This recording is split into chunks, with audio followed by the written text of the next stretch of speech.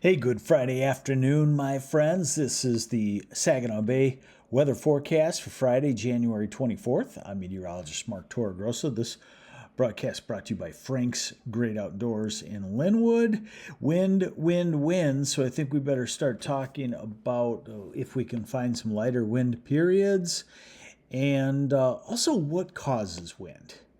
Wind is Mother Nature's drink stirrer, if so to speak, if you like that. If hot blobs kept getting hotter and cold blobs kept getting colder, we couldn't live here on Earth. So the energy equation says the atmosphere stirs these abnormalities in temperature and density differences up with wind. So wind is caused by a pressure difference and air pressure difference. Air pressure difference is caused by a density difference in the air, heavy air, light air, and that typically is caused by a temperature difference or also a humidity or moisture amount difference. And remember, looking at the isobars, you don't get to see a lot of surface maps with isobars in your normal, weather looks, but I show those to you here. So let's get on into it and show you what's going on. I thought we were going to be able to get a pretty decent look at the ice today on the satellite imagery, but just enough cloudiness. You can see that earlier. It looks like the open water is starting to get some more ice on it, but you'll have to check out the Airborne Anglers Facebook page. It's a great Facebook page, does a great service flying over the bay. So he gives us a better look most of the time. Now, what we're also going to be talking about is a weather pattern change to a west to east flow. It will be a milder flow. Starting to put the red flag up on, how much longer we build ice. I would say we build ice for the next 2 weeks, but then when we get out to the second and third week of February, you'll see the upper air pattern, and then we might start to go toward losing ice. So get out there when you feel it's safe. All right. So wind, right? Southwest wind generally continues. We've had no northeast winds, and that's because no storm system centers have passed just to our south recently. That will start to happen perhaps as we get into this different weather pattern, but let's take a look. Do you get a optimum time period? This evening is not too terrible. This is 6 o'clock this evening. I'm going to call it a southwest wind at 7 to 15 miles an hour. About 7 miles an hour is probably the lowest you're going to get for a 3 to 6 hour period or so. You might get some calm up near the shore, but you're starting to go out farther out. So let's go to Saturday morning. So we are going to be right here at 7 o'clock tomorrow morning, right there. The first shade of blue is about a 12 mile an hour wind. So I would call it 12 to 17 at sunrise tomorrow out of the southwest again, pretty much. Picking up, this is 11 o'clock and this is noon. So then our winds are by noon up to 17 to 25 miles an hour. Southwest, once again. Let's go to Saturday evening, 6 o'clock. Down a little bit. We'll call it 12 to 17. Southwest. Let's go through the night on Saturday night. Let's go to Sunday morning, 7 a.m. The wind backs to the west. Still strong. Does it ever stop? No, you get the very visual sign there. What I want you to just stare at is, where's the green on this map? All over the water. That's because that air is rising. It's buoyant. It's warm compared to the cold air. And the cold air sucks in to fill that void. So very tough to get light wind patterns in the current overall weather situation we're at. This is Sunday, noontime. You're back to 20 to 25 mile an hour winds. and by Sunday evening, about the same west-southwest. So when's your best times? This evening is not bad. 7, 8, 9 o'clock, about your best bet. It's a southwest wind, 12 to 17. Middle of the night, too, isn't too terrible. Tomorrow morning early isn't terrible, but by 10, it's going to get pretty windy. We've had windier, and into the afternoon it's going to stay about the same. And Sunday morning, not terrible, but it's switched to the west-northwest. But nothing sticks out as, wow, this would be a great time to go if you want to avoid the wind. Now, here's the radar forecast, and really not a lot going on.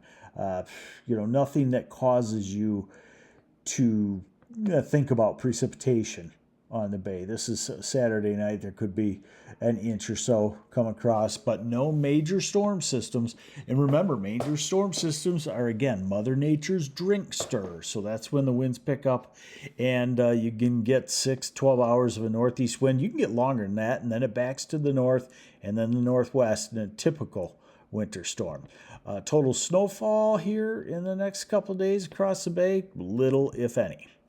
Okay, so here's the big picture. This is what we expect to happen. We've been in the Arctic air. We've been building ice, but still amazingly open water. Remember, the water started off in December 5 degrees warmer on Lake Huron at the surface than we have seen at late December in modern times of satellites being able to test the water temperature. So we had to work that off before you can get solid ice. So what's going to happen now is that northwesterly flow is going to go around to the west, and storms are going to start to come in from the southwest. Those are moisture-laden storms. They do bring milder air. If the low-pressure center, the big red L, tracks to our south, we stay in a northeast wind, and we stay on the cold, snowy side of a storm. If that low tracks to our north and west, we get into a southwesterly flow. We warm up quite a bit. It moves to the northeast, and then the wind comes around to the northwest. So watch the track of these storms. But the main thing here I want to show you is that the upper air pattern is becoming more mild, about normal in temperatures. Oh, and by the way, winter's long. February is going to be wintry.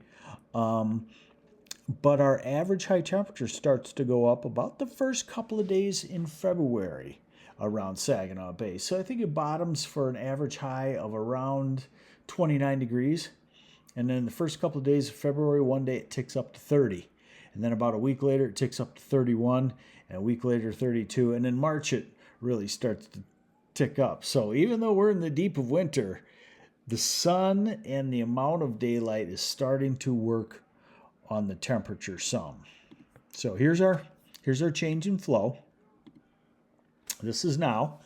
And you see these little shots of the edge of the cold polar vortex slides through. This is Monday into Tuesday. So we're going to have these little cold fronts that every few days could drop us to a high in the teens. But note as we get to January 31st, February 1st, I've been talking about this probably for about 2 weeks now. That's a different flow. Just go back to right now, what it looks like. And to there, what that means is the atmosphere is expanding because it's becoming, I don't want to use the word warm, it's warming up to scare you, but it is turning milder. Now, note that bend in the jet stream. That's a storm in the southwest coming out at us.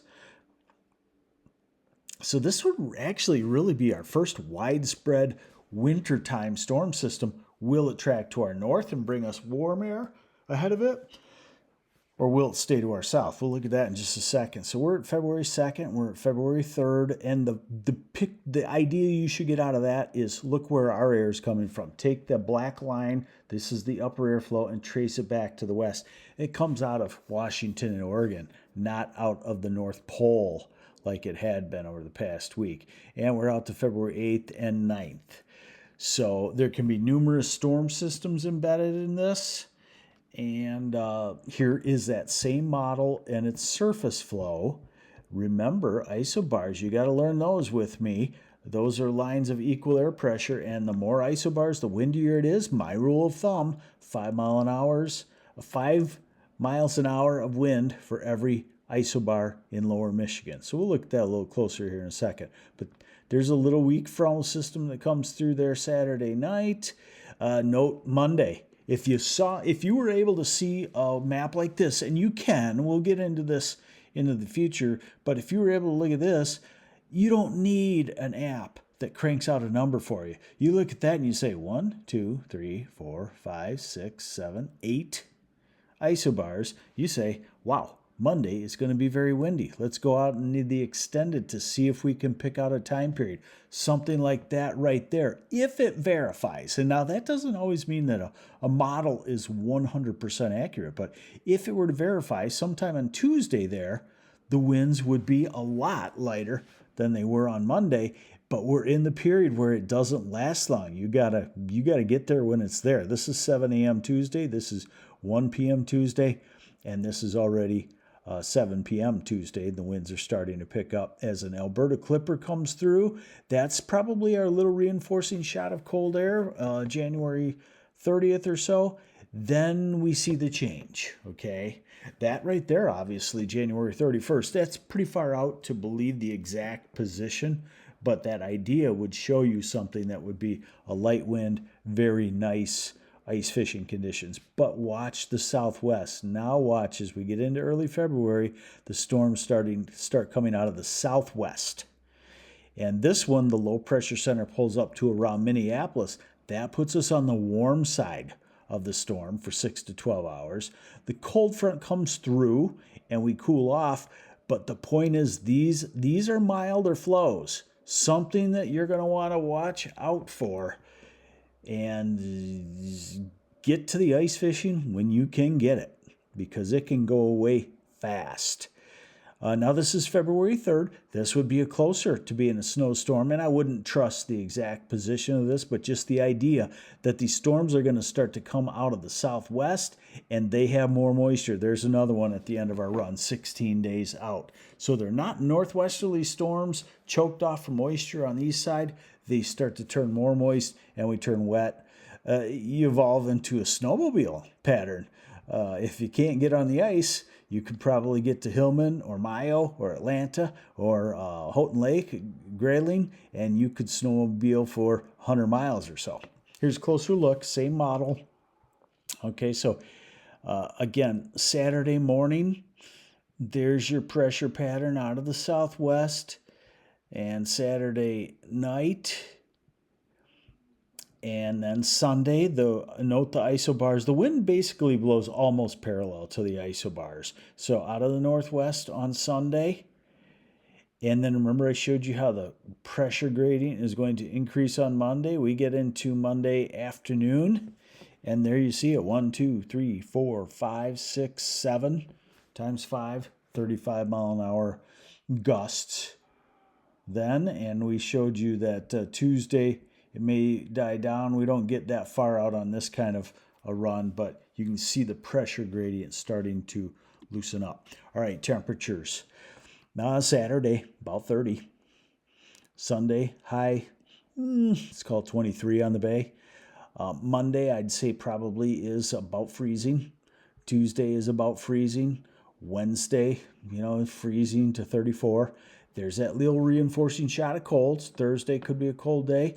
And then right back up because we're in the mild westerly flow. It's not a deep Arctic flow that lasts for 3 and 4 days. February 1st, 41, upper 30s the second.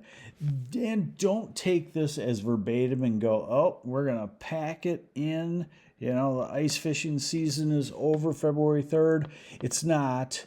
But the question is, when do we start to lose more ice per day than gain more ice? And I would feel like it's probably the second week of February, unless we see an Arctic outbreak redeveloping and coming south. And that certainly is possible because the Arctic air is still close and we are still in winter at that point. But what you should be aware of is that as we get these southwestern storms, they bring mild air on the east side of them, depending on the track, and then they still have the cold air behind them. And in fact, this shows that. A mild storm system comes through, and then we turn much colder for 3 or 4 days. So don't get too down on that.